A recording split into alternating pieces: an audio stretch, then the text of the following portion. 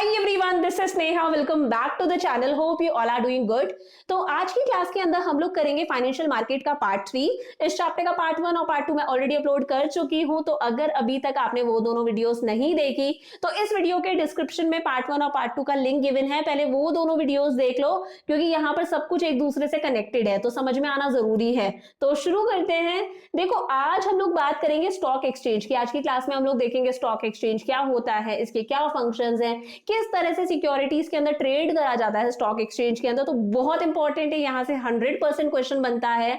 इस टॉपिक के आपको अच्छे से नोट्स भी बनाने हैं, साथ साथ में लर्न भी करना, और लर्न हो जाए तो मुझे कमेंट्स में लिखकर भी बताना है पॉइंट्स। तो शुरू करते हैं। देखो, थोड़ा सा अगर हम पीछे जाए तो हम लोगों ने कैपिटल मार्केट डिस्कस करा था। जब कंपनी को लॉन्ग टर्म के लिए फंड्स की रिक्वायरमेंट होती है तो वो कौन से मार्केट से पैसा उठाती है? कैपिटल मार्केट से, शेयर्स वगैरह इशू करके। अब कैपिटल मार्केट को भी फर्दर 2 कैटेगरीज में क्लासिफाई किया गया है। एक होता है हमारा प्राइमरी मार्केट, ये भी हम लोगों ने पढ़ लिया था, और एक होता है हमारा सेकेंडरी मार्केट। जब कंपनी शेयर्स को, यानी कि जब कंपनी सिक्योरिटीज को डायरेक्टली इन्वेस्टर्स को इशू करती है, फॉर एग्जांपल ये एक कंपनी है, इस कंपनी ने एक्स को शेयर्स इशू करे, तो जब कंपनी डायरेक्टली इन्वेस्टर्स को सिक्योरिटीज इशू करती है तब उस मार्केट को हम लोग क्या कहते हैं कि ये है प्राइमरी मार्केट। कौन सा मार्केट है? प्राइमरी मार्केट है। अब एक्स के पास में शेयर्स है, सपोज एक्स को पैसों की जरूरत पड़ती है, तो एक्स क्या करता है? इन शेयर्स को किसी दूसरे इन्वेस्टर को सेल कर देता है। एक्स ने अपने शेयर्स वाई को सेल कर दिए, तो जब इन्वेस्टर्स आपस में शेयर्स को, आपस में सिक्योरिटीज को सेल और परचेज करते हैं, तब हम उस मार्केट को बोलते हैं सेकेंडरी मार्केट। क्या बोलते हैं? Secondary market. और सेकेंडरी मार्केट को ही बोला जाता है स्टॉक एक्सचेंज। अब यहीं पर एक इंपॉर्टेंट बात बता देती हूं, स्टॉक एक्सचेंज यानी कि सेकेंडरी मार्केट के अंदर उन्हीं सिक्योरिटीज को, यानी कि उन्हीं शेयर्स को, उन्हीं डिबेंचर्स को, उन्हीं म्यूचुअल फंड्स को सेल या परचेज किया जाएगा जो सिक्योरिटीज स्टॉक एक्सचेंज के अंदर रजिस्टर्ड है, यानी कि लिस्टेड है। हमेशा आप ये चीज पढ़ोगे तो मैंने सोचा पहले ही बता देती हूं, स्टॉक एक्सचेंज के अंदर उन्हीं सिक्योरिटीज को सेल या परचेज करा जाता है। इन्वेस्टर्स आपस में उन्हीं सिक्योरिटीज को सेल और परचेज कर सकते हैं जो सिक्योरिटीज, जिस कंपनी की सिक्योरिटीज स्टॉक एक्सचेंज के अंदर लिस्टेड है, यानी कि स्टॉक एक्सचेंज ने परमिशन दे रखी है उस कंपनी को कि भाई आपके शेयर्स मार्केट में खरीदे या बेचे जा सकते हैं। तो सबसे पहले तो स्टॉक एक्सचेंज होता क्या है, यानी कि ये सेकेंडरी मार्केट है क्या? सेकेंडरी मार्केट को स्टॉक एक्सचेंज कहते हैं।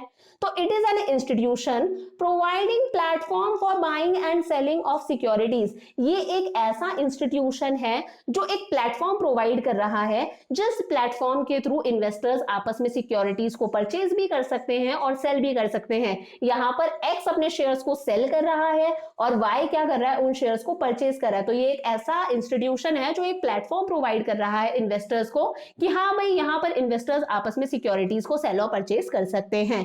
अब एक अच्छी डेफिनेशन भी लिख कर आओगे एग्जाम में, एन ऑर्गेनाइजेशन और बॉडी ऑफ इंडिविजुअल्स। ये जो स्टॉक एक्सचेंज है इसे आप ऑर्गेनाइजेशन भी बोल सकते हो, इसे आप बॉडी ऑफ इंडिविजुअल्स भी बोल सकते हो कि इसके अंदर बहुत सारे इंडिविजुअल्स हैं, वेदर इनकॉर्पोरेटेड और नॉट, जो एज अ कंपनी रजिस्टर्ड है या नहीं है, चाहे established for the purpose of assisting, regulating and controlling business of buying, selling and dealing in securities। जो किस लिए establish हुआ है?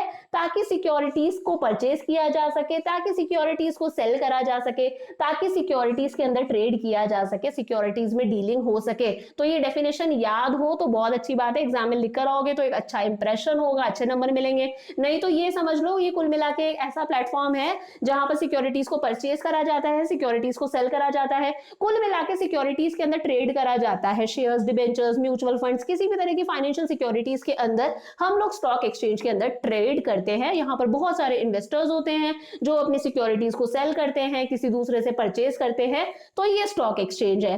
अब इसके क्या क्या फंक्शंस है? तो इसके फंक्शंस भी बहुत इंपॉर्टेंट है। पहला है इकोनॉमिक बैरोमीटर। इकोनॉमिक बैरोमीटर कैसे? The rise and fall in the share prices indicates the boom और recession cycle of the economy. देखो, जब भी कभी कंट्री के अंदर शेयर्स की प्राइसेस इंक्रीज होती है, जब शेयर मार्केट ऊपर जाता है, तब हम समझ जाते हैं इकोनॉमी बूम पर है, इकोनॉमी प्रोग्रेस कर रही है, हमारी इकोनॉमी भी बहुत अच्छी चल रही है, हमारी कंट्री ग्रो कर रही है, फ्लरिश कर रही है। और जब भी इन शेयर्स की कभी प्राइसेस गिर जाती है, हमारा पूरा शेयर मार्केट डाउन जाता है, तब हम लोग देखते हैं इकोनॉमी रिसेशन के अंदर है, इकोनॉमी इकोनॉमी डाउन जा रही है। तो शेयर्स की प्राइसेस इंक्रीज होती है तो हमें पता चलता है हमारी इकोनॉमी बूम के अंदर है, इकोनॉमी प्रोग्रेस कर रही है। जब शेयर्स की प्राइस डिक्रीज होती है तो हमें समझ में आ जाता है इकोनॉमी रिसेशन के अंदर है, हमारी इकोनॉमी डाउन जा रही है। तो हमें हमारी इकोनॉमिक कंडीशन का भी पता कैसे चलता है? शेयर्स की प्राइसेस से। शेयर्स के अंदर जो उतार चढ़ाव आता है इससे हमें पता चलता है हमारी इकोनॉमिक कंडीशन कैसी चल रही है। तो ये इकोनॉमिक बैरोमीटर है, यानी कि ये हमें दिखाता है हमारी इकोनॉमिक कंडीशन कैसी चल रही है। Second is pricing of securities. भाई स्टॉक मार्केट के अंदर ही, स्टॉक एक्सचेंज के अंदर ही बहुत सारे इन्वेस्टर्स होते हैं जो सिक्योरिटीज की डिमांड भी करते हैं, वही दूसरे होते हैं जो सिक्योरिटीज को सेल भी करना चाहते हैं, यानी कि सप्लाई भी करते हैं। तो इकोनॉमिक्स में हम लोगों ने देखा है किसी भी चीज की प्राइस कैसे डिसाइड होती है, ये किसी चीज की डिमांड है, ये किसी चीज की सप्लाई है। जब डिमांड और सप्लाई दोनों इक्वल होती है तो वहां पर प्राइस डिसाइड हो जाती है कि ये इस चीज की प्राइस है। तो the forces of demand and supply determine the share prices for securities in the stock exchange. बहुत सारे लोग शेयर्स की डिमांड भी करते हैं, बहुत सारे लोग सप्लाई भी करते हैं, सेल भी करते हैं। तो इसी डिमांड और सप्लाई से हमें पता चलता है कि सिक्योरिटीज की क्या प्राइस है। The valuation of securities is useful for investors, government and creditors. और सिक्योरिटीज की क्या प्राइस है इसे जानने में इन्वेस्टर्स भी बहुत ज्यादा इंटरेस्ट दिखाते हैं, गवर्नमेंट भी बहुत ज्यादा इंटरेस्ट दिखाती है और क्रेडिटर्स भी बहुत ज्यादा इंटरेस्ट दिखाते हैं।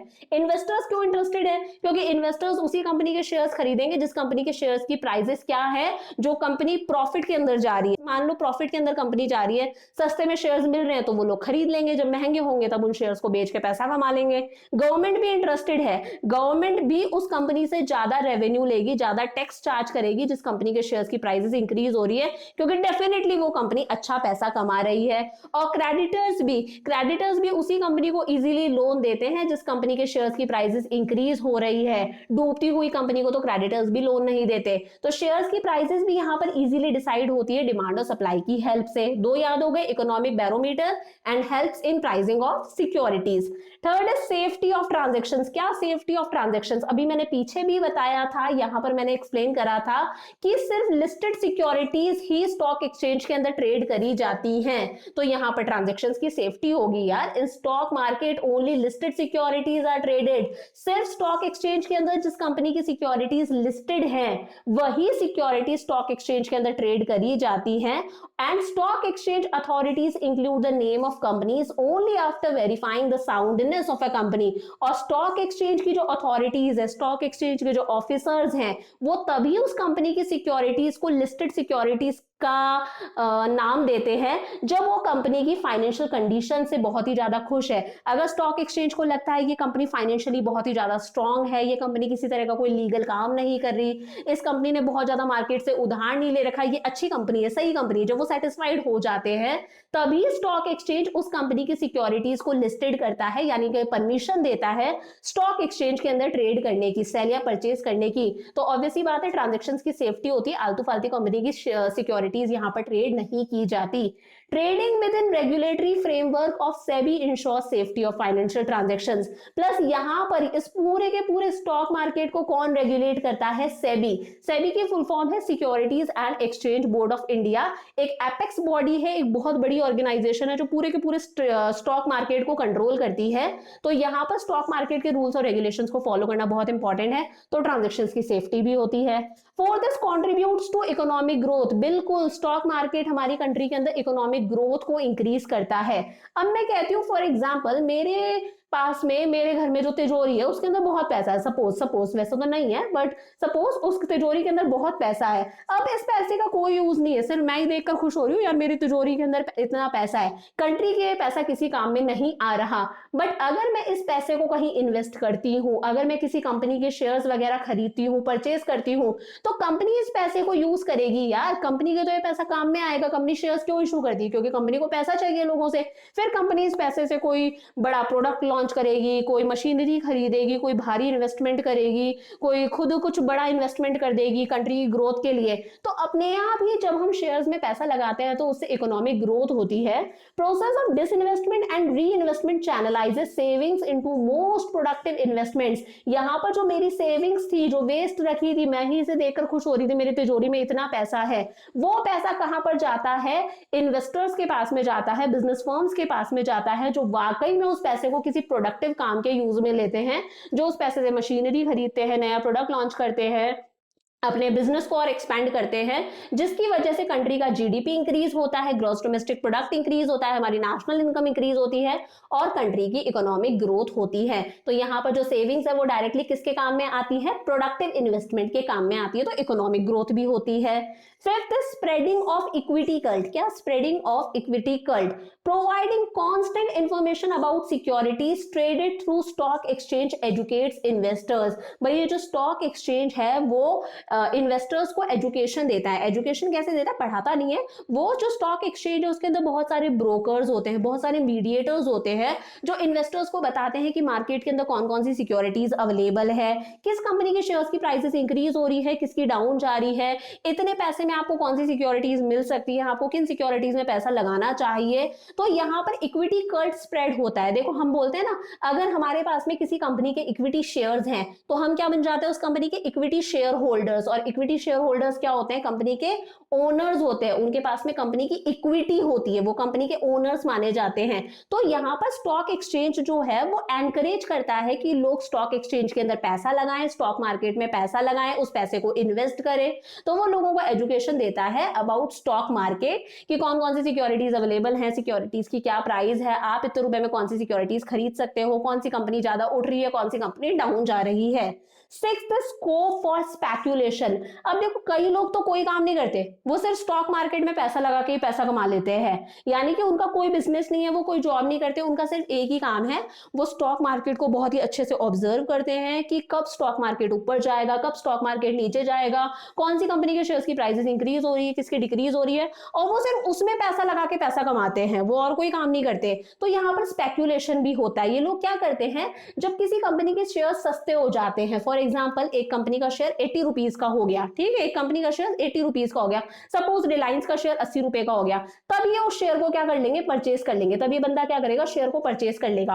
और जब रिलायंस का यही शेयर 150 का पहुंच जाएगा तभी ये शेयर को सेल कर देगा। तो इस तरह से वो पैसा कमाते हैं। यार शेयर सस्ते हुए तो खरीद लिए, महंगे हुए तो बेच दिए, बीच का प्रॉफिट हो गया, इस तरह से पैसा कमाते हैं। तो यहाँ पर प्राइसेस में क्या होता है? फ्लक्चुएशन होता है, उतार चढ़ाव आता है, सारे दिन प्राइस कभी गिरती है कभी इंक्रीज होती है। और इसी की वजह से ये लोग क्या करते हैं, मार्केट के अंदर एक हेल्दी स्पेक्यूलेशन होता है, इसी तरह से पैसा लगा के पैसा कमाया जाता है। तो ठीक है, ये एक हेल्दी स्पेक्यूलेशन है। Seventh is liquidity. लिक्विडिटी मतलब किसी भी चीज को कैश में कन्वर्ट करने को हम लोग लिक्विडिटी बोलते हैं। लिक्विडिटी क्या? सपोज मेरे पास में रिलायंस के कुछ शेयर्स है, मैंने रिलायंस के कुछ शेयर्स खरीद रखे हैं। अब मान लो मुझे कभी पैसे की जरूरत पड़ी तो मैं इजीली स्टॉक एक्सचेंज के अंदर अपने शेयर्स को सेल कर सकती हूँ। शेयर्स को सेल करूंगी, शेयर्स जाएंगे, मेरे पास में पैसा आ जाएगा। तो इट प्रोवाइड्स रेडी मार्केट। यहाँ पर हमें एक रेडी मार्केट मिलता है जहां पर हम जब मन करे तब अपनी सिक्योरिटीज को सेल कर सकते हैं, और जब हमारे पास में एक्स्ट्रा पैसा है तो हम किसी भी कंपनी की सिक्योरिटीज को परचेज कर सकते हैं। Eighth, better allocation of capital. Allocation मतलब लगाना, एलोकेशन ऑफ कैपिटल मतलब अपने हाथ में जो पैसा है उसे लगाना। हम यहाँ पर पैसे को बेटर जगह लगाते हैं। देखो वो कंपनी जिसको प्रॉफिट्स बहुत ज्यादा हो रहे हैं उस कंपनी के शेयर्स की प्राइसेस क्या होती है? इंक्रीज होती है। वहीं वो कंपनी जिसको प्रॉफिट्स नहीं हो रहे, जो कंपनी लॉसेस में जा रही है, उस कंपनी के शेयर्स की प्राइसेस क्या हो जाएंगी? डिक्रीज हो जाएंगी। तो स्टॉक मार्केट की अगर हमें नॉलेज है, हमें पता है किस कंपनी को प्रॉफिट हो रहे हैं, किस कंपनी को लॉसेस हो रहे हैं, तो हम वहीं पर पैसा लगाएंगे यार जिस कंपनी को प्रॉफिट्स ज्यादा हो रहे हैं। तो prices of shares of profit making companies increases, profit making companies के शेयर्स की प्राइसेस इंक्रीज होती है, वही लॉस मेकिंग कंपनीज की प्राइसेस डिक्रीज हो जाती है। और इन्वेस्टर हमेशा उसी कंपनी के अंदर पैसा लगाते हैं जिस कंपनी की प्राइसेस इंक्रीज हो रही है, जिस कंपनी का प्रॉफिट इंक्रीज हो रहा है, जिसके शेयर्स की प्राइसेस इंक्रीज हो रही है। लॉस मेकिंग कंपनीज के अंदर तो पैसा नहीं लगाते। तो यहाँ पर स्टॉक मार्केट के अंदर, स्टॉक एक्सचेंज के अंदर हम लोग हमारे पैसे को बहुत ही बेटर तरीके से एलोकेट कर सकते हैं, बेटर तरीके से लगा सकते हैं, जहां से हमें फ्यूचर में अच्छा खासा रिटर्न मिले। Ninth, promotes the habit of saving and investment. ये जो स्टॉक एक्सचेंज है ये लोगों के लिए सेविंग और इन्वेस्टमेंट की हैबिट डेवलप कर रहा है। हमें स्टॉक मार्केट के अंदर दूसरों को देख के ऐसा लगता है स्टॉक मार्केट में बहुत पैसा है, किसी बंदे ने बहुत सोच समझ के अगर स्टॉक मार्केट में पैसा लगाया तो उसको देख के हमें भी लगता है स्टॉक मार्केट में बहुत पैसा है, हमें भी लगाना चाहिए। तो हम लोग क्या करते हैं, पैसे को सेव करने लग जाते हैं और सेव करके हमारे फ्यूचर में उस पैसे को हम लोग क्या करते हैं, इन्वेस्ट करते हैं। तो it offers attractive investment opportunity. जो स्टॉक एक्सचेंज है वो हमें एक बहुत अच्छी इन्वेस्टमेंट अपॉर्चुनिटी प्रोवाइड करता है। वो एनकरेज करता है हम लोगों को कि हम लोग कहीं ना कहीं सिक्योरिटीज के अंदर अपने पैसे को इन्वेस्ट करें। हम लोग अलग अलग कंपनीज के शेयर्स खरीदे, डिबेंचर्स खरीदे, म्यूचुअल फंड्स खरीदे। तो कहीं ना कहीं ये लोगों के अंदर सेविंग और इन्वेस्टमेंट की हैबिट को डेवलप कर रहा है, जो कंट्री की इकोनॉमिक ग्रोथ के लिए बहुत ज्यादा इंपॉर्टेंट है कि जितनी ज्यादा सेविंग्स होगी उतना ज्यादा कंट्री के अंदर इन्वेस्टमेंट होगा, उतना ही कंट्री का जीडीपी इंक्रीज होगा, कंट्री की इकोनॉमिक ग्रोथ होगी। तो क्या हम लोगों ने पढ़ लिया, हम लोगों ने देख लिया स्टॉक एक्सचेंज क्या होता है और स्टॉक एक्सचेंज के क्या क्या फंक्शंस है। फंक्शंस बहुत इंपॉर्टेंट है, मुझे कमेंट्स में लिखकर जरूर बताना। अब आ जाओ आज के सबसे इंपॉर्टेंट टॉपिक पर, trading procedure in a stock exchange. कि अगर आप एक इन्वेस्टर हो, आपको स्टॉक एक्सचेंज के अंदर ट्रेड करना है, आपको सिक्योरिटीज को सेल करना है या सिक्योरिटीज को परचेज करना है, तो आप क्या प्रोसीजर फॉलो करोगे, कौन कौन से स्टेप्स फॉलो करोगे। The company have to first get their securities listed in the stock exchange। ये मैंने पहले भी बताया है, स्टॉक एक्सचेंज के अंदर वही सिक्योरिटीज ट्रेड करी जाती है, उन्हीं शेयर्स, डिबेंचर्स, बॉन्ड्स का सेल और परचेज होता है जो सिक्योरिटी स्टॉक एक्सचेंज के अंदर लिस्टेड हैं। तो कंपनीज क्या करती हैं, कंपनी सबसे पहले स्टॉक एक्सचेंज के अंदर अपनी सिक्योरिटीज को लिस्ट करवाती हैं। The name of the company is included in listed securities only when stock exchange authorities are satisfied with the financial soundness and other aspects of the company। stock exchange check करता है, stock exchange के जो officers है वो check करते हैं कि company की फाइनेंशियल कंडीशन कैसी है, कंपनी ने बहुत ज्यादा लोन तो नहीं ले रखा ना, कंपनी को प्रॉफिट्स हो रहे हैं या नहीं हो रहे, कंपनी कोई इलीगल एक्टिविटी तो नहीं कर रही ना। और जब स्टॉक एक्सचेंज अथॉरिटीज कंपनी की सारी चीजों से सेटिस्फाई हो जाते हैं, तब वो कंपनी की सिक्योरिटीज को लिस्ट कर देते हैं कि भाई अब ये सिक्योरिटी स्टॉक एक्सचेंज के अंदर ट्रेड करी जा सकती हैं। तो भाई इस ट्रेडिंग के लिए अगर आप एक इन्वेस्टर हो, आपको सिक्योरिटीज को सेल करना है या परचेज करना है, तो आप कौन कौन से स्टेप्स फॉलो करोगे। तो पहला स्टेप आता है सिलेक्शन ऑफ ब्रोकर। क्या, सिलेक्शन ऑफ ब्रोकर। देखो इसे इस तरह से समझना, सपोज घर में पापा को कोई प्रॉपर्टी सेल करनी है, तो अगर पापा को कोई प्रॉपर्टी सेल करनी है तो डायरेक्टली वो उस बंदे से नहीं मिलते जिसे प्रॉपर्टी खरीदनी है। पापा किसे कांटेक्ट करेंगे, प्रॉपर्टी डीलर से। प्रॉपर्टी डीलर बताएगा भाई ये बंदा है, इसे प्रॉपर्टी खरीदनी है, आप इतने में बेच सकते हो। तो ये जो बीच का मीडिएटर होता है, सेम ऐसे ही अगर आप एक इन्वेस्टर हो, आपको सिक्योरिटी सेल या परचेज करनी है, तो वहां पर भी आपको एक मीडिएटर की जरूरत पड़ेगी। सपोज मैं कहती हूँ आप एक इन्वेस्टर हो, आपको सिक्योरिटीज क्या करनी है, परचेज करनी है, और यहाँ पर एक और बंदा है जिसे क्या करनी है, सिक्योरिटी सेल करनी है। तो भाई इनके बीच का जो मीडिएटर होगा वो मीडिएटर होता है ब्रोकर। तो the buying and selling of securities can be done through SEBI registered brokers. ये जो सिक्योरिटीज को खरीदने का काम है, बेचने का काम है, ये कौन करता है, सेबी का रजिस्टर्ड ब्रोकर, जो कि स्टॉक एक्सचेंज का मेंबर होता है। एवं कोई पर्सन नहीं होता, सेबी का रजिस्टर्ड ब्रोकर होना चाहिए, स्टॉक एक्सचेंज का मेंबर होना चाहिए। ये बंदा इसके बिहाफ पर काम करेगा, इसके बिहाफ पर ये बंदा सिक्योरिटीज को परचेज करेगा, सेल करेगा, सारा काम करेगा। अब ये जो ब्रोकर है ये कोई इंडिविजुअल पर्सन भी हो सकता है, ये एक पार्टनरशिप फर्म भी हो सकती है, ये एक कंपनी यानी कि कोई कॉर्पोरेट बॉडी भी हो सकती है। अब देखो ये जो इन्वेस्टर है जिसे सिक्योरिटी सेल या परचेज करनी है, इससे इस ब्रोकर को कुछ इंफॉर्मेशन देनी पड़ेगी। जैसे ये बताएगा अपना पैन नंबर, अपनी डेट ऑफ बर्थ, अपना एड्रेस, अपनी क्वालिफिकेशन, अपना ऑक्यूपेशन, रेजिडेंशियल स्टेटस की इंडियन है, एनआरआई है, bank account details, depository account details. ये सारी की सारी चीजें इन्वेस्टर को जो सिक्योरिटीज को सेल या परचेज करना चाहता है उसे बतानी पड़ेगी अपने ब्रोकर को। तो पहला स्टेप समझ में आया, ब्रोकर को सिलेक्ट करना, ठीक बात।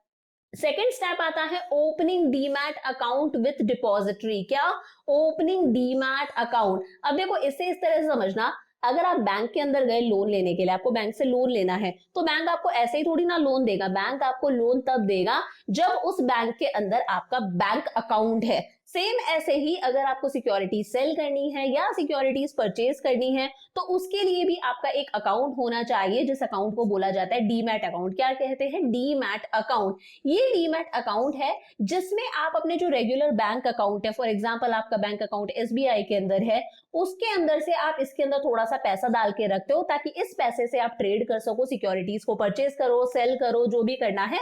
तो इसके लिए एक सेपरेट अकाउंट होना चाहिए, that is demat account. Second step in trading procedure is to open demat account. जो सेकंड स्टेप है वो क्या है, इन्वेस्टर को अपना डीमैट अकाउंट खोलना पड़ेगा। डीमैट अकाउंट क्या है, demat account refers to an account which an Indian citizen must open with the depository participant to trade in listed securities in electronic form. अब यहाँ पर एक चीज और समझा देती हूँ और बहुत आराम से बहुत ही अच्छे तरीके से समझना इसे। देखो ये एक इन्वेस्टर है, सपोज ये आप हो, आपको सिक्योरिटीज परचेज करनी है। क्या करनी है, सिक्योरिटीज परचेज करनी है। अब ये होती है एक डिपॉजिटरी। क्या होती है, अभी हम लोग आगे और डिटेल में समझेंगे। डिपॉजिटरी होती है, डिपॉजिटरी के पास में बहुत सारी कंपनीज की सिक्योरिटीज होती है। अलग अलग कंपनीज के यहाँ पर शेयर्स होते हैं, अलग अलग कंपनी के डिबेंचर्स होते हैं, बॉन्ड्स होते हैं। अब ये जो बंदा है, जो आप हो, जैसे सिक्योरिटीज परचेज करनी है, जो इन्वेस्टर है, इसे डिपॉजिटरी के अंदर अकाउंट खोलना पड़ता है, डीमैट अकाउंट। और ये बंदा डायरेक्टली डिपॉजिटरी के साथ में कोई कॉन्टैक्ट नहीं रखता, इसका कोई कॉन्टैक्ट नहीं होता। इन दोनों को मिलवाने का काम किसका होता है, ब्रोकर का। किसका काम होता है, ब्रोकर का। ये ब्रोकर के थ्रू ये बंदा क्या करेगा, डीमैट अकाउंट खोलेगा। तो डीमैट अकाउंट किसके थ्रू खोला जाता है, ब्रोकर के थ्रू। और इस ब्रोकर को ही हम लोग बोलते हैं डिपॉजिटरी पार्टिसिपेंट। क्या कहते हैं, डिपॉजिटरी पार्टिसिपेंट, शॉर्ट में मैं बोलती हूँ डीपी। क्या समझे, आपको सिक्योरिटीज परचेज करनी है, आप एक इन्वेस्टर हो, तो हमें डिपॉजिटरी के साथ में एक डीमैट अकाउंट खोलना पड़ता है। डिपॉजिटरी के पास में हर कंपनी की सिक्योरिटीज होती है, शेयर्स होते हैं, डिबेंचर्स होते हैं, बॉन्ड्स होते हैं, बट हम लोग डायरेक्टली डिपॉजिटरी से कोई लिंक नहीं रखते। हमारे बीच में होता है ये ब्रोकर। ब्रोकर भी हो सकता है, कोई बैंक भी हो सकता है, और इसी ब्रोकर या बैंक को बोला जाता है डिपॉजिटरी पार्टिसिपेंट, शॉर्ट में हम लोग बोलते हैं डीपी। क्या कहते हैं, डीपी। और ये जो बंदा होता है, ये सेबी का रजिस्टर्ड ब्रोकर होना चाहिए, स्टॉक एक्सचेंज का मेंबर होना चाहिए। तो समझ में आ गया, to trade in listed securities in electronic form. अगर आपको इलेक्ट्रॉनिक फॉर्म के अंदर सिक्योरिटीज के साथ में ट्रेड करना है, सेल या परचेज करना है, तो आपको ये डीमैट अकाउंट खोलना पड़ेगा। सेकंड स्टेप हो गया। अब थर्ड स्टेप आता है प्लेसिंग द ऑर्डर। अब आप ऑर्डर प्लेस करोगे। After opening the demat account, आपने अपना डीमैट अकाउंट खोल दिया। The investor can place the order. अब जो इन्वेस्टर है, जो आप हो, वो ऑर्डर प्लेस कर सकते हो। Investor must clearly specify the range of price at which securities can be bought and sold. अब आपको ऑर्डर प्लेस करना है। ऑर्डर किस तरह से प्लेस करना है, आप लिखोगे I want to purchase shares, I want to purchase 500 shares of Reliance at a price of ₹50। आपने ये भी बताया कि आपको कितने शेयर्स खरीदने हैं, आपने ये भी बताया आपको रिलायंस के शेयर्स खरीदने हैं, कौन सी कंपनी के शेयर्स खरीदने हैं, और आपने साथ साथ में प्राइस भी बताई कि आप शेयर तभी खरीदोगे जब वो शेयर आपको कितने रुपए में मिलेगा, पर शेयर 50 रुपए के अंदर मिलेगा। तो यानी कि यहाँ पर आप ऑर्डर प्लेस कर रहे हो, आप बता रहे हो आपको कौन सी कंपनी के शेयर्स चाहिए, कितने शेयर्स चाहिए, और स्पेसिफिकली बता रहे हो आप शेयर तभी खरीदोगे जब शेयर आपको 50 रुपए में मिलेगा। थर्ड स्टेप समझ में आया। फोर्थ स्टेप होता है match the share and best price. जो आपका ब्रोकर है, ब्रोकर यानी जो आपका ये डिपॉजिटरी पार्टिसिपेंट है, ये जो आपके बिहाफ पर काम कर रहा है, वो ऑनलाइन चेक करता है and connect to the main stock exchange. Main stock exchange के साथ में कनेक्ट करता है और देखता है भाई रिलायंस के शेयर्स मिल रहे हैं क्या, वो भी 50 रुपए, जो बेस्ट प्राइस अवेलेबल है। मतलब उसके कहने का मतलब है आप चाहते हो 50 रुपए में आपको मिल जाए, 50 से कम में मिल जाए, बट 50 से ज्यादा में नहीं मिलना चाहिए। तो वो चेक करता है जो शेयर्स आप खरीदना चाहते हो, जितने शेयर्स खरीदना चाहते हो, वो उस प्राइस पर अवेलेबल है या नहीं है। नेक्स्ट स्टेप आता है executing the order. When the shares are bought and sold at the price mentioned. जब लग रहा है जिस प्राइस पर आप शेयर्स खरीदना चाहते हो उस प्राइस पर शेयर अवेलेबल है, या फिर अगर आप बेचना चाहते हो तो उस प्राइस पर कोई खरीदना चाहता है क्या, अगर सारी चीजें मैच हो रही हैं, it is communicated to the broker and order is executed electronically. तो ये बात कम्युनिकेट होती है ब्रोकर तक, ब्रोकर को पता लगता है हाँ भाई शेयर्स अवेलेबल है, रिलायंस के 500 शेयर्स अवेलेबल है, वो भी 50 रुपए की प्राइस पर। तो ये ऑर्डर अपने आप ही इलेक्ट्रॉनिकली क्या होता है, एग्जीक्यूट हो जाता है, यानी कि इंप्लीमेंट हो जाता है। ऑर्डर एग्जीक्यूट हो गया। अब नेक्स्ट स्टेप आता है इशू ऑफ कॉन्ट्रैक्ट नोट। क्या issue of contract note, within 24 hours after the trade has been executed. Trade जो है वो एग्जीक्यूट हो चुका है, ऑर्डर एग्जीक्यूट हो चुका है इलेक्ट्रॉनिकली, तो उसके 24 आवर्स के अंदर अंदर, यानी कि एक दिन के अंदर अंदर, the broker issues a contract note. Broker क्या करेगा, एक कॉन्ट्रैक्ट नोट इशू करेगा। ब्रोकर कौन है, ये जो बंदा है, ये क्या करेगा, एक कॉन्ट्रैक्ट नोट इशू करेगा। इस कॉन्ट्रैक्ट नोट के अंदर लिखा हुआ होगा कितने नंबर ऑफ शेयर्स खरीदे गए हैं या बेचे गए हैं, प्राइस क्या है पर शेयर की, किस डेट पर खरीदे गए, बेचे गए, किस दिन ये ऑर्डर एग्जीक्यूट हुआ, डील का टाइम क्या है, और भाई ये ब्रोकर इतनी सर्विस दे रहा है तो अपना एक चार्ज भी लेगा, तो ब्रोकरेज चार्ज क्या है। हर ये जो कॉन्ट्रैक्ट नोट है इसका एक यूनिक कोड नंबर होता है, हर ट्रांजेक्शन का एक यूनिक कोड नंबर होता है, और ये कॉन्ट्रैक्ट ऑफ नोट बहुत ज्यादा इंपॉर्टेंट है, क्योंकि अगर कल को इन्वेस्टर और ब्रोकर के बीच में कोई लड़ाई होती है, कुछ धोखाधड़ी हो जाती है, कोई फ्रॉड हो जाता है, तो ये कॉन्ट्रैक्ट नोट कोर्ट के अंदर एक एविडेंस का काम करता है, क्योंकि इसके अंदर each and every detail mention होती है। यहां तक समझ में आ गया।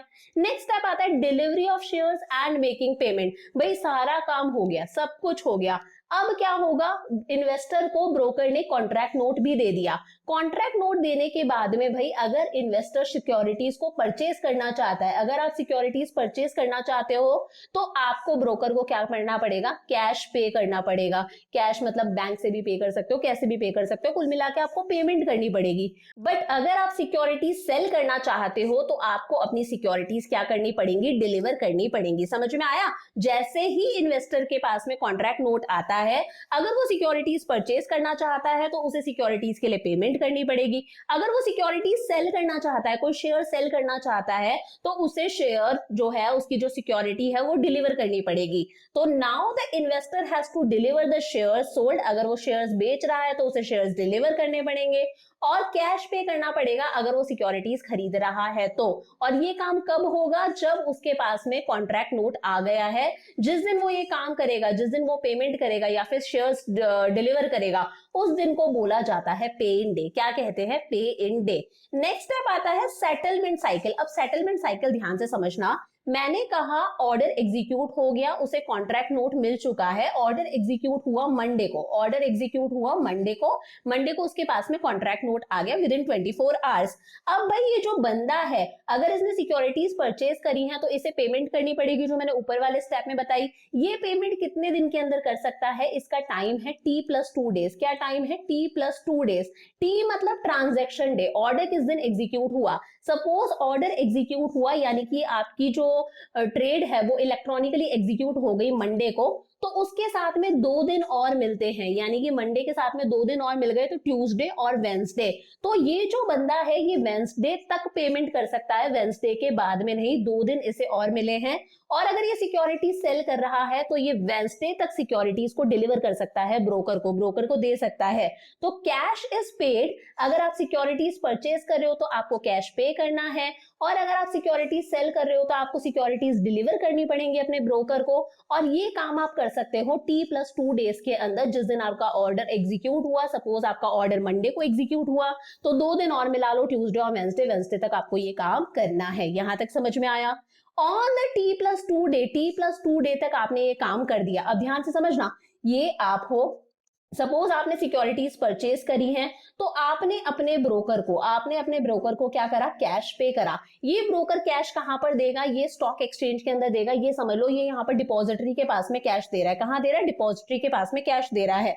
अब भाई अगर आप सिक्योरिटीज को परचेज कर रहे हो तो कहीं ना कहीं किसी और बंदे ने सिक्योरिटीज सेल करी होंगी आपको। अगर आप परचेज कर रहे हो तो किसी और बंदे ने सेल करी होंगी। तो इस बंदे ने आपको सिक्योरिटी सेल करी थी, और ये बंदा भी किसके थ्रू सेल कर रहा था, ब्रोकर के थ्रू सेल कर रहा था। तो जब तक आपने पेमेंट कर दी, T+2 डे तक आपने पेमेंट कर दी वेंसडे को जो आपने पेमेंट यहां तक करी है, जो पेमेंट आपकी डिपॉजिटरी तक पहुंची है, वो पेमेंट डिपॉजिटरी किसको देगी, ब्रोकर को देगी। और ये ब्रोकर किसको देगा, इस दूसरे बंदे को देगा जिसने सिक्योरिटी सेल करी है, क्योंकि इसने सिक्योरिटी सेल करी है तो इसके पास में पैसा जाना चाहिए। अब ध्यान से समझना, ऑन द T+2 डे यानी कि वेंसडे को आपने अपना काम कर दिया वेंसडे तक, the stock exchange will deliver the shares और make payment to the other broker. इस दिन, वेंसडे वाले दिन, ये जो स्टॉक एक्सचेंज है, डिपॉजिटरी समझ लो, स्टॉक एक्सचेंज समझ लो, ये जो स्टॉक एक्सचेंज है ये पेमेंट किसको करेगा, दूसरे ब्रोकर को करेगा जिस ब्रोकर ने सिक्योरिटी सेल करी थी। या फिर सपोज आपने सेल करी थी सिक्योरिटीज, तो आपकी सिक्योरिटी स्टॉक एक्सचेंज में आई, तो कोई ना कोई बंदा उन सिक्योरिटीज को खरीद रहा होगा तो ये बंदा इन सिक्योरिटीज को इसको सेल कर देगा और इस दिन को बोला जाता है पे आउट डे। क्या कहते हैं? पे आउट डे। और ये काम इमीडिएटली होता है। ब्रोकर क्या करेगा? हमारे डीमैट अकाउंट से इसके डीमैट अकाउंट में पैसा डाल देगा। अगर सिक्योरिटीज है तो हमारे डीमैट अकाउंट से इसके डीमैट अकाउंट में सिक्योरिटीज डाल देगा। तो ये काम directly demat account to demat account हो जाता है, जिससे सारा बैंक से बैंक का काम होता है। तो समझ में आया? एक बार फटाफट से थोड़ा सा रिवाइज करवा दूं। सबसे पहला काम क्या है? ब्रोकर को सिलेक्ट करना। ब्रोकर को सिलेक्ट करने के बाद में नेक्स्ट काम आता है आपको डीमैट अकाउंट खोलना पड़ेगा। फिर आपको अपना ऑर्डर देना पड़ेगा कि भाई आपको इस कंपनी के इतने शेयर्स चाहिए इतने रुपए में ही। अगर वो सिक्योरिटीज अवेलेबल हैं, अगर वो शेयर्स अवेलेबल हैं तो ब्रोकर मैच करता है, मिल जाती हैं तो ऑर्डर एग्जीक्यूट हो जाता है। ऑर्डर एग्जीक्यूट होने के 24 घंटे के अंदर अंदर जो ब्रोकर है वो आपको कॉन्ट्रैक्ट नोट देगा जिसके अंदर सारी चीजें मेंशन्ड होंगी।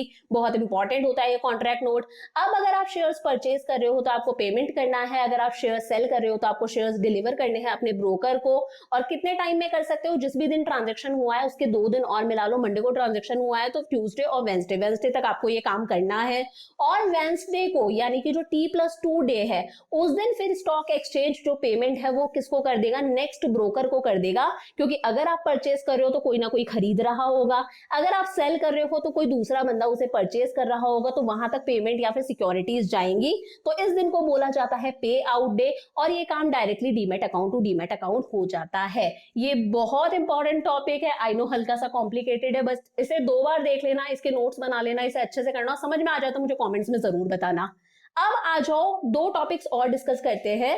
देखो हमारे सिलेबस के अंदर है कि एक तो डीमैट अकाउंट का मतलब बता दो भाई क्या होता है, और दूसरा टॉपिक है कि डिपॉजिटरी का मतलब बता दो डिपॉजिटरी क्या होता है। अब अगर यहाँ मैं थोड़ा सा एक्स्ट्रा बता दूं आपको कि डीमैट का क्या बेनिफिट है तो कोई बात नहीं, कर लेना। आपके कोर्स में सिर्फ मीनिंग है, डीमैट अकाउंट का भी आपको मीनिंग प्रिपेयर करना है और डिपॉजिटरी जो पीछे हम लोगों ने देखा उसका भी आपको सिर्फ मीनिंग प्रिपेयर करना है। बट थोड़ा सा मैं एक्स्ट्रा बता रही हूँ कि बीएसटी में लिखने के लिए थोड़ा सा आपको एक्स्ट्रा पता होना जरूरी है।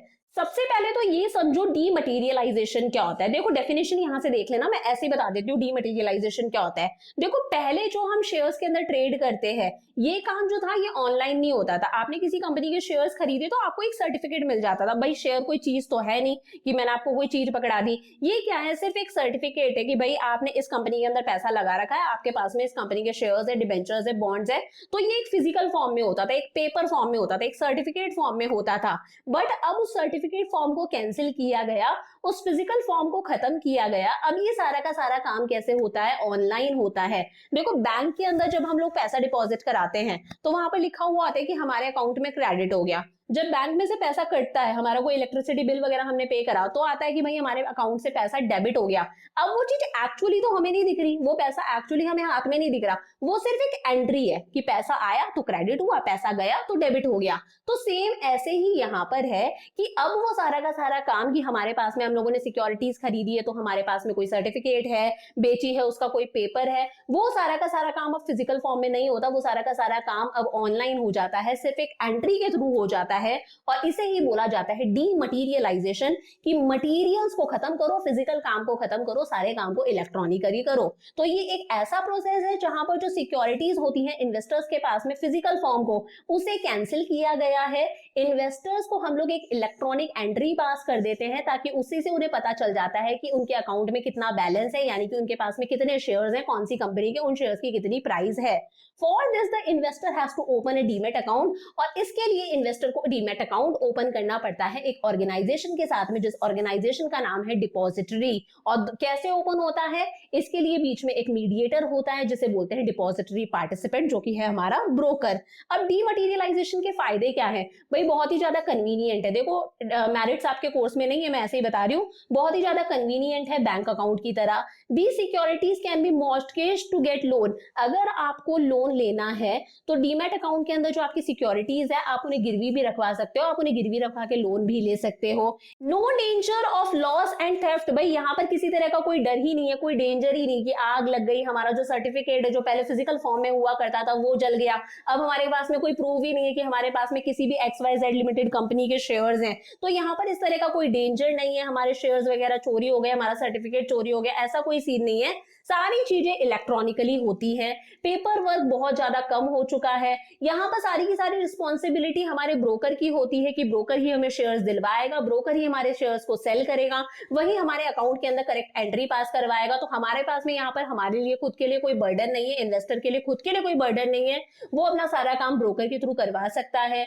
Securities of different companies can be kept in a single account. हम लोग एक ही डीमैट अकाउंट के अंदर अलग अलग कंपनीज की अलग अलग तरह की सिक्योरिटीज को रख सकते हैं। अब आ जाओ आज के लास्ट टॉपिक पर, डिपॉजिटरी सिस्टम। देखो इस डिपॉजिटरी सिस्टम के अंदर क्या क्या आता है, एक तो आता है खुद द डिपॉजिटरी और दूसरा आता है डिपॉजिटरी पार्टिसिपेंट्स, जिसे हम लोग डीपी से डिनोट करते हैं, यानी कि मीडिएटर्स, जो कि हो गए हमारे ब्रोकर्स हो गए, बैंक हो गया, हमारे फाइनेंशियल इंस्टीट्यूशंस हो गए।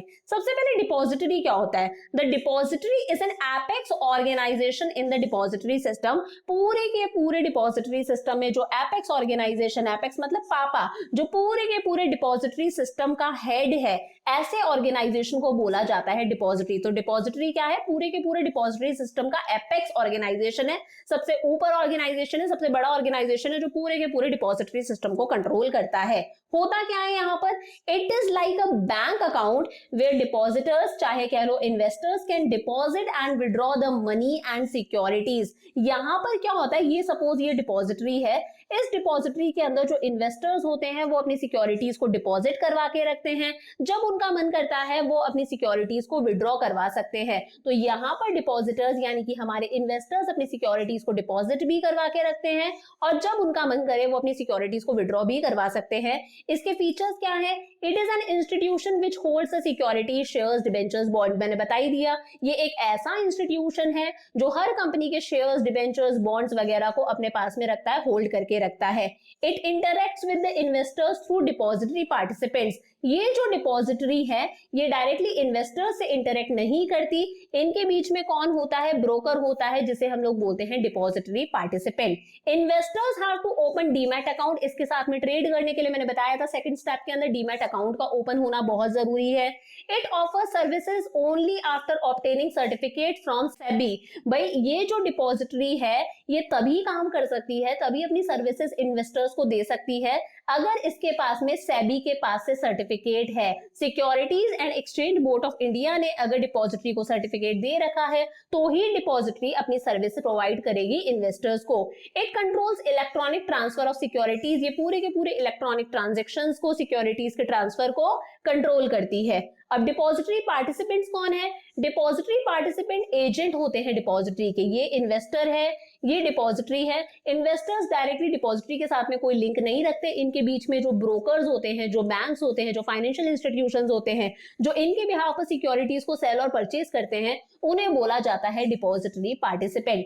N investor has to interact with the depository participant for all the dealings. चाहे शेयर्स को खरीदना है, चाहे बेचना है, कुछ भी करना है, उसके लिए इन्वेस्टर डायरेक्टली डिपॉजिटरी से इंटरैक्ट नहीं करता, बीच में जो डिपॉजिटरी पार्टिसिपेंट है, जिसे हम लोग ब्रोकर कहते हैं, उससे इंटरैक्ट करता है।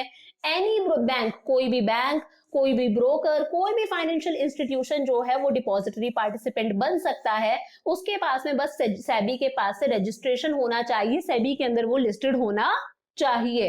छोटा सा टॉपिक और बताती हूँ, स्टॉक एक्सचेंज इंडाइसेस। आप लोगों ने देखा होगा भाई, सेंसेक्स ऊपर गया, सेंसेक्स नीचे आ गया, निफ्टी ऊपर गया, निफ्टी नीचे आ गया।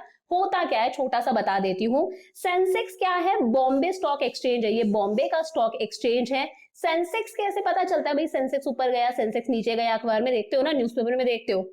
It is calculated by taking prices of 30 stocks of Bombay Stock Exchange। Bombay stock exchange के अंदर 30 कंपनी के शेयर्स, बॉम्बे स्टॉक एक्सचेंज के अंदर जो 30 कंपनीज हैं, जो 30 ऐसी कंपनी जो सबसे हाई जा रही है, जिनकी परफॉर्मेंस सबसे अच्छी चल रही है, सबसे ऊपर चल रही है, तो उन टॉप 30 कंपनी के शेयर्स की प्राइसेस देखी जाती है, उनकी एवरेज प्राइस देखते हैं। अगर टॉप 30 कंपनीज की एवरेज जो शेयर की प्राइसेस है वो इंक्रीज हो रही हैं तो हम लोग बोलेंगे भाई सेंसेक्स ऊपर गया। अगर टॉप 30 कंपनी की शेयर्स की प्राइसेस डिक्रीज हो रही हैं तो हम बोल देंगे सेंसेक्स डाउन गया। समझे कि स्टॉक एक्सचेंज इंडाइसेस के अंदर दो वर्ड्स आप सुनते हो, सेंसेक्स और निफ्टी। सेंसेक्स क्या है? बॉम्बे स्टॉक एक्सचेंज है, बॉम्बे का स्टॉक एक्सचेंज है। कैसे पता चलता है सेंसेक्स ऊपर गया या नीचे गया? बॉम्बे स्टॉक एक्सचेंज के अंदर जो टॉप 30 कंपनीज है, जिनकी परफॉर्मेंस सबसे अच्छी है, उनकी शेयर्स की प्राइसेस देखी जाती है, एवरेज प्राइस निकालते हैं। अगर वो ऊपर जा रही है तो सेंसेक्स ऊपर जाता है, वो नीचे गई तो सेंसेक्स नीचे जाता है। सेम ऐसे ही निफ्टी होता है, जिस तरह से ये बॉम्बे स्टॉक एक्सचेंज है, निफ्टी नेशनल स्टॉक एक्सचेंज है, नेशनल स्टॉक एक्सचेंज पूरी कंट्री का।